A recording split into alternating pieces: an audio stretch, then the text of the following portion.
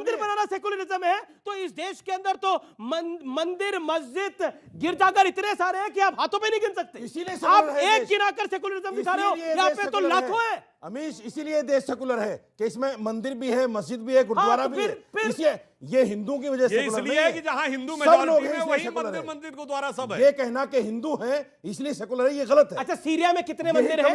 मैं जानना चाह रहा हूं, सीरिया में कितने मंदिर हैं बताइए, कितने मंदिर है सीरिया के अंदर बताइए, मुझे बताइए, बताइए। अब पूरा हिसाब किताब करते हैं। 1 मिनट सुनिए। ईरान में कितने मंदिर है बता दीजिए, इराक में कितने मंदिर है बता दीजिए, बात कर लेते हैं ना पूरी की पूरी। बोलने तो दीजिए, बोलिए, आप बोलने नहीं देंगे। बोलिए बोलिए। देखिए, मुझे इतनी खुशी हुई है अभी, तुर्की में जलजला आया, हिंदुस्तान सबसे पहला मदद करने वाला मुल्क है।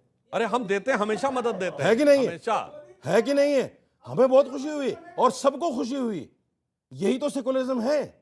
और सेकुलरिज्म किसको कहते हैं आप? ओके ओके, सुधांशु, कमाल की बात है। जी जी जी जी। देखिए, जो आप कह रहे हैं जानते क्यों है? हिंदू मुसलमान। अरे जनाब, अटल जी ने कहा है, आप अपने सरकार की सिद्धांतों को देखिए, नहीं यहां खड़े होकर हिंदू मुसलमान क्यों कर रहे हैं? आपकी सरकार क्या कर रही है? अच्छा ठीक है ठीक है, आपकी सरकार तो हिंदू मुसलमान कर रही है। हिंदू मुसलमान किया, हम तो सबको दे रहे हैं। आपकी सरकार तो हिंदू ईमानदारी से मुसलमान दे नहीं कर रहे रही हैं। है। आप कर रहे हैं यहां खड़े होकर हिंदू मुसलमान। ठीक है, मत ओके। कीजिए। जो आपने कहा ना, जो हमने सबको मदद दी, मोदी जी को मना कर देते ना, क्यों दिया तुर्की को? अरे क्यों नहीं मदद नहीं देना चाहिए था। अरे हम तो हर क्यों मदद गरीब किया? और मजलूम को फिर देखें वही जो बात, मुसीबत में तो फंसा हुआ यहाँ खड़े होकर होगा। हिंदू जबकि मुसलमान- तुर्की ने क्या क्या बोला था हमारे यहाँ खिलाफ, खड़े होकर उसके हिंदू बावजूद मुसलमान मत हम हिंदू कीजिए, मुसलमान सर। हम कहाँ कर रहे हैं, वो मत तो कीजिए, आप मैं कह ये रहे कह हैं रहा ना। हूं। और एक और बात बता दूं, जो इन्होंने बात कही, चलिए सीरिया तो छोड़िए, इस देश में एक ही राज्य था ना जो मुस्लिम मेजॉरिटी हो गया था, कश्मीर। छोड़ दीजिए मंदिर कितने बचे हो, छोड़ दीजिए, ये बताइए सूफी दरगाहें कितनी बची, नाम लीजिए 4 का। बता देंगे, अभी क्या बात कर रहे हैं? सारी सूफी भारत की दरगाहें, सबसे बड़ी, मैं बता रहा हूं, मैं अब बता रहा सुनिए, हूं, सारी सूफी दरगाहें आपकी वजह से आबाद हैं। भाई सारे नहीं हिंदू भाई जाते हैं 80%। अरे भाई अब सुनिए, 80% हिंदू जाते हैं और यही सेकुलरिज्म है मेरे देश अच्छा, का। बोल लीजिए, अब मेरे देश का यही अरे भाई, सेकुलरिज्म है। अच्छा सुनिए, चलिए, इस्लाम का एक मत है सूफीज्म। सूफीज्म के 4 सिलसिले हैं, नक्शबंदी, सोहरावर्दी, चिश्ती और कादरी। ये 4 में से एक का मरकज नहीं बता सकते। भारत की सबसे बड़ी दरगाह थी चरारे शरीफ, वो जला दी गई। क्या कह के जलाई गई? कि एंटी इस्लामिक है। तो भाई साहब, हिंदू मुस्लिम तो छोड़िए, आपके मजहब में एकता नहीं रह पाती है, वो एकता भी वही है जहां हिंदू मेजॉरिटी में। और यहाँ पर कोट करना चाहता हूं, जिसको अक्सर कोट किया जाता है, मार्क टुली ने एक मार्क टुली की किताब का, मैं इनको ये भी कोट कर देता हूं।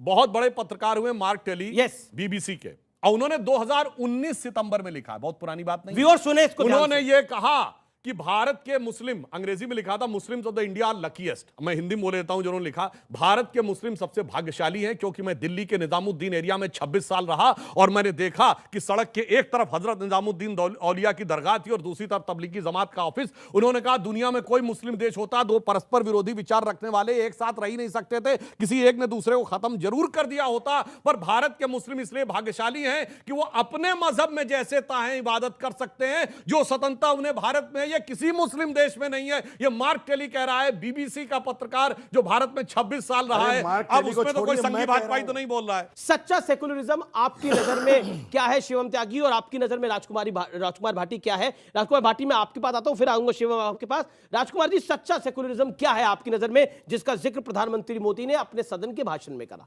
ये तो एक कठोर सत्य है। इतिहासकार, पुराने जितने यात्री भारत में आए, सबने भारत के गुणगान किया है। भारत एक महान देश है, एक अच्छा देश है, हमारी संस्कृति बहुत प्राचीन और बहुत मान रही है, हम विश्वगुरु रहे हैं। लेकिन ये उसी बिला पे तो था जिसको ये समाप्त करने पे लगे हुए हैं। ये जो रोजाना नए नए विवाद पैदा करते हैं, ये विवाद इस भारत में नहीं थे। अच्छा, रामचरितमानस का विवाद तो आपने खड़ा करा, लक्ष्मण जी पर विवाद आप लोग खड़ा कर रहे हैं, क्यों कर रहे हो आप खड़ा? वैसे पहले आप रोजगार की बात करो, नौकरी की बात करो, मैं क्यों रामचरितमानस की बात कर रहे हो? मैं बता देता।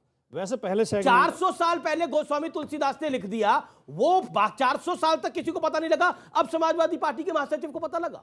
तो एक वाक्य में सवाल हमारे समझ में आ गया, जवाब सुन लो। अब आप इसका जवाब वैसे मैं पहले सेगमेंट में भी दे चुका हूं। हमें ना रामचरितमानस पे ऐतराज है, न धर्म पे ऐतराज है, न सनातन पे ऐतराज है, न राम पे ऐतराज है।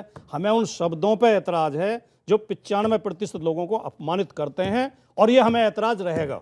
ओके, और राजनीति का 95% बात कहना शुरू कर रहे हैं। मैं बता रहा हूं, अभी आपको बिल्कुल क्लियर कट बताता हूं, ये कैसा भ्रम फैलाया गया। ये बताइए, ओबीसी वर्ड 1960 से पहले किसी ने सुना था? तो हमने कहां रामायण काल में आ गया रामचरितमानस में 95%? OBC लिखा हुआ है सीधे भाई। 50% तो डिलीट करिए, रामचरितमानस 50% को में डिलीट OBC करिए, लिखा हुआ है। 50% डिलीट करिए। शूद्र लिखा अरे हुआ भाई है। शूद्र कहां से हो गए? अरे डॉक्टर अंबेडकर ने लिखा है आज के एससी का वैदिक काल शूद्रों से अच्छा, कोई मतलब पहले नहीं है। OBC नहीं किताब था है, और शूद्र सुनिए नहीं तो है, भाई, दोनों अब खत्म। मिनट।